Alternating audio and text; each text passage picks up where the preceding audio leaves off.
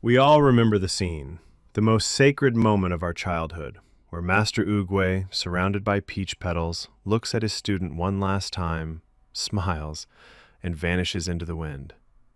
We were taught to see this moment as the ultimate act of wisdom, the sacrifice of the master to make room for the student. But what if I told you that you were watching the wrong scene, and that what we just saw is not an act of faith, but an act of escape? Oogway is not the saint we believe him to be. He is the architect of every single tragedy we see in Kung Fu Panda. Tai Lung, Lord Shen, Kai, and behind every monster, if you look long enough into the shadows, you find the shell of a tortoise who decided not to act. We call him Master and quote him on social media, repeating, "There are no accidents." But his story teaches us something much darker about the nature of wisdom and how spiritual people are sometimes the ones who leave the deepest scars on the people they claim to love. And to see it, we have to stop looking at the golden light and start looking at who was left in the dark. Let's go back to the day Tai Lung broke. While Shifu failed because he promised too much out of a father's blind love, Oogway simply watched. And when the film tells us that Oogway saw darkness in Tai Lung's heart and denied him the dragon scroll, we must ask ourselves what a true master would do, because a true master would take that darkness and heal it, sit with the student, explain why he isn't ready, and offer another path. Yet Oogway does nothing but say no, with a face devoid of compassion, displaying the detachment of someone who believes themselves superior to human emotions. Oogway didn't stop a monster, he created one by refusing to do the hard work of communicating, letting Shifu handle the bomb that Oogway himself had just armed. And when that bomb exploded and Tai Lung devastated the valley, Oogway simply paralyzed him and locked him away for 20 years, hiding his failure in a box and leaving Shifu to stand guard over it, which isn't inner peace, but negligence.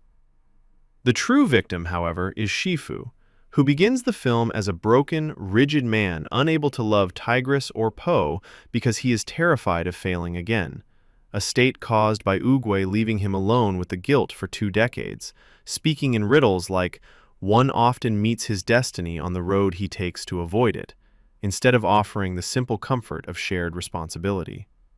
When the nightmare returns and Tai Lung escapes, Oogway decides it is the perfect time to die, leaving Shifu in total panic with a panda who can't fight and an immortal enemy, an act of strategic incompetence or weaponized wisdom, where it becomes easy to be the Zen master when you don't have to clean up the mess or take punches to the face.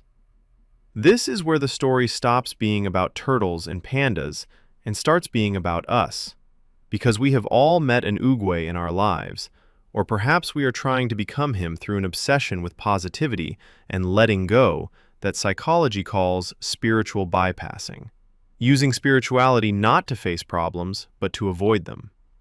When you tell a suffering person to choose happiness or let it go, you aren't helping them. You are silencing them because their pain is an inconvenience to your peace, just as Oogway locked up Tai Lung and ascended to avoid Shifu's anxiety. That detachment isn't strength, it's the fear of getting your hands dirty with the messy reality of human love. Shifu stayed and suffered while Oogway flew away, raising the question of who the real master is. Yet Oogway finds a form of redemption in the peach tree scene, where his famous line, "Yesterday is history, tomorrow is a mystery, but today is a gift," is not generic advice, but a confession. Yesterday is history admits his past mistakes with Tai Lung. Tomorrow is a mystery admits he doesn't know if they will survive. And today is a gift means his only remaining choice is to trust this panda. Choosing Po, who has no talent or discipline, is Oogway's desperate attempt to break the cycle and admit his old methods of seeking perfection were wrong, realizing at the very end that he had to break the system he built to save the valley. Ultimately, Oogway teaches us to be wary of masters who always smile, and to understand that true inner peace is not obtained by running away in a cloud of petals, but is the peace Shifu earns after facing terror and failure.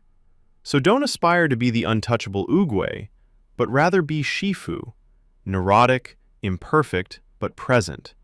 Or be the gardener Oogway claimed to be, watering the trees even if they are crooked.